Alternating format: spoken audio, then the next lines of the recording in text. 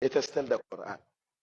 The second thing that Allah gave us that we don't value is azkar. Azkar. But then, dhikrullah is different from tasbihullah.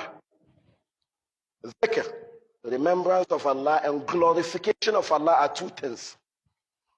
Glorification, when you do them, they take you out of difficulties. But the remembrance of Allah seeks to exalt Allah. One quick example. In the concluding verse of Surah Al-Hijr, Allah told the Holy Prophet Muhammad, وَلَقَدْ نَعْلَمُ أَنَّكَ يَضِيقُ صَدْرُكَ بِمَا يَقُولُونَ فَسَبِّحْ بِحَمْدِ رَبِّكَ وَكُنْ مِنَ السَّاجِدِينَ. I'm fully aware of what they say that distresses you.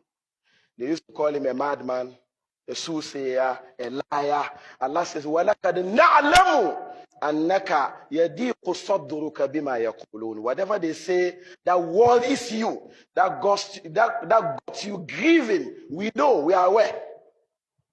The solution to that is to say Subhanallah. And then when Jonah was swallowed by the fish, he said, La ilaha illa anta subhanaka inni kuntu min al-zalimin. Say that 41 times in your sujood and see what Allah will do for you. With sincerity. And then when we say La ilaha illallah Muhammadur Rasulullah, that is zikr, remembrance of Allah. And the azkar are many.